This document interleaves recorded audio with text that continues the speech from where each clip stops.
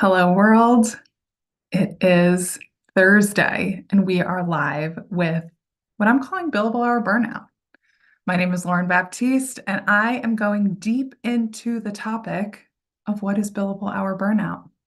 Now, before I go any further, I want to just tell you a little bit about me. If we've never met before, what am I doing? What's going on here? So, I'm here to share helpful tactical advice that actually helps you in your career to have the career of your dreams without the stress or the overwhelm. So, if you finally want to enjoy the life that you've spent decades building, you've come to the right place. If you're finding yourself here today, it's likely that you are an accountant, an attorney, or a consultant that wants more balance, more fulfillment, more ease, more confidence without having to quit your job or burn down your life. Guys, my name is Lauren Baptiste. I am a Big Four dropout turned life coach, and this is what I'm calling these mini videos Billable Hour Burnout. Now, some of you are like, wait, I follow your newsletter that's Billable Hour Burnout. Yes, it is all Billable Hour Burnout, but it's coming to you from different angles. Now, on this, what I'm calling a video show of video shorts, I'm sharing simple, tactical things to help you, specifically catered to the modern accountant, a consultant, and attorney. So, are you ready? Let's get into this. First, I hope everyone's doing great. It's February 22nd. It's a good day, but it's winter. So, I know this time of year can be tough. In the accounting world, it's busy season. In the law world or even the consulting world, it's just another day where you go into the office and it's dark, and you leave the office and it's still probably dark. And that's okay, because each day is getting lighter and brighter and better. And each week, I'm going to be sharing these fun tools and techniques to help things feel easier in your life. Now, speaking of ease, ease is one of my words for 2024. I don't know about you, I'm the type I like to have words or intentions for my year. I've let go of the resolutions of work out more, go to the gym 3 times a week, or even SMART goals. I use them, but what I really like to focus on is the overarching theme of the year, because for me, fun in the winter looks different than fun in the spring or the summer. And I like to make sure that it feels flow and fit to my life and to what works for me versus feeling stuck to something I committed to in January that no longer lands. So if you have resolutions this year, I hope they're going well. I cannot believe we are almost 2 months in. Time flies. So coming back, my words, my themes for 2024, more fun and more ease. And so I'm here because this is more fun. I love sharing, I love giving. And in terms of ease, it's been really interesting because ease has been maybe different than what I had initially had thought this in the beginning of the year.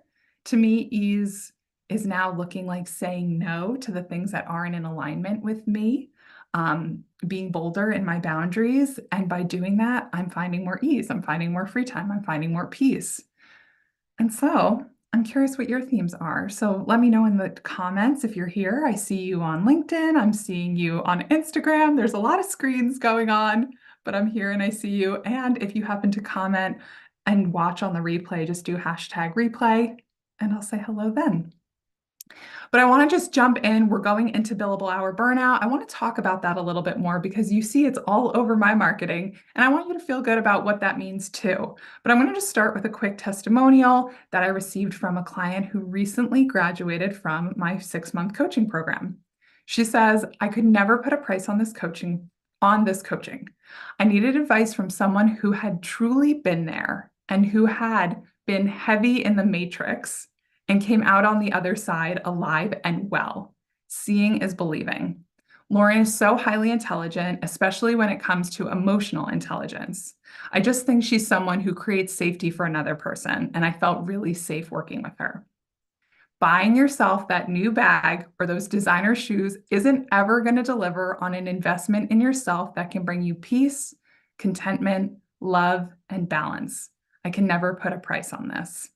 So thank you to my client for sharing that beautiful testimonial.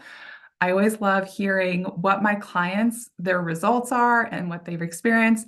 She gave a much bigger testimonial, but I don't want to drone on it too long, but such beautiful words and such even more powerful results just by working together. Okay. So we're here for the important stuff today. I one of my friends said she was vegan, and she'd say, like, instead of the meat and potatoes, the tofu and potatoes. So I always love that. But let's go into the nitty-gritty of our content, which is billable hour burnout. This is something I've been focused on for a long time. Billable hours. How many of us here bill their clients? How many of us are submitting timesheets? How many of us are focused on our time? Even a business owner might not be tracking their time, but they're selling services for their time. And their times make up for those services, I should say. And so even if we're not actually billing hourly, there are so many of us who are focused on, well, what am I giving in this hour and what am I exchanging for that hour? And in the professions of accounting, specifically law and consulting, we know the billable hour is even more real, that every hour counts. I was talking to an attorney this morning on a consultation, and the expectation is that she booked 1,900 hours a year and would get a bonus if it was over 2,000. I spoke with an attorney last week who was hitting 2,600 hours a year. That's a lot of hours. If we do the math, right? Think about vacation, think about time off, think about holidays, and then what's left is a lot of hours worked in a short period of time.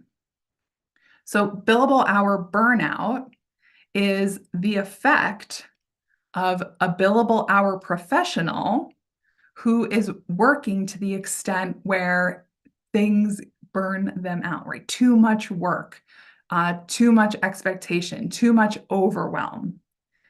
So I will be very honest with everybody here, right? We know that burnout isn't just a factor of the time hit, though that is a factor, right? They might work 2,600 hours in a year, and that can contribute to burnout.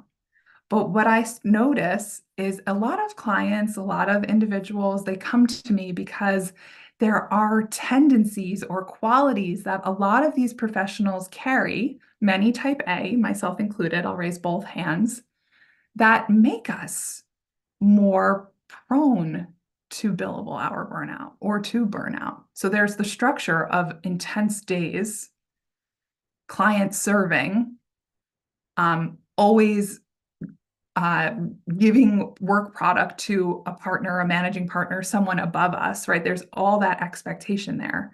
But then it's paralleled to the tendencies or the qualities that are type A that make up why we might burn out a little bit more. That being maybe a perfectionist, maybe a people pleaser, maybe a little bit of a procrastinator. You may notice you don't have boundaries. You may notice that your time management isn't the best. These are qualities that I find when a lot of clients come to me that they're experiencing when they're coming with billable hour burnout. Their time management is no longer what it used to be. They used to be really good at clocking their hours, tracking their time, hitting all their goals. Now they're not, because they've made their way up the ladder and they don't have the space anymore they don't have the space to say no because they have employees on the other side of the globe reaching out in the morning, and then they're working all day with those in their time zone, and then they're trying to leave, and then the other side of the world wakes up and starts messaging them. It can feel unrelenting, overwhelming, and as we grow in the profession, more of us want our attention and our energy, and if we don't have good boundaries in place or time management protocols in place, we can be more susceptible to burnout. Now, here's one thing that I say to everybody, right? This is very common that women come to me experiencing burnout because this is what it will look like in the profession on top of the world of life that they have to experience at home. It's hard to juggle all of the things, all of the kids, all of the responsibilities, all of the expectations of running a home. Even if we have a really helpful partner, there still statistically bears a greater burden on the woman than the male professional. So my sweet spot, working with billable hour professional women who are in accounting, in law, in consulting, and looking for something better for themselves. So, how does a billable hour professional identify burnout in themselves? Number one, they're likely exhausted, physically and or mentally. Usually physically because the hours they're plugging in, but eventually mentally because it will have a wear on them. Their energy starts to drain. They start to not feel as good. They're less motivated. They start to get a little resentful when they start losing their weekends or their nights to working. It can be really hard. The second thing is cynicism or detachment, starting to notice that you're a little bit more resentful at work, a little bit more negative about you, a client that you used to be so excited about, starting to notice yourself a little detached from the outcome of your day-to-day. So that you have exhaustion, you have cynicism and detachment, and then the last one is ineffective at work. This is where you notice your emotions and the weight of all of the low energy is slowing down your work product. Maybe something that used to take you 3 hours now takes you a whole day.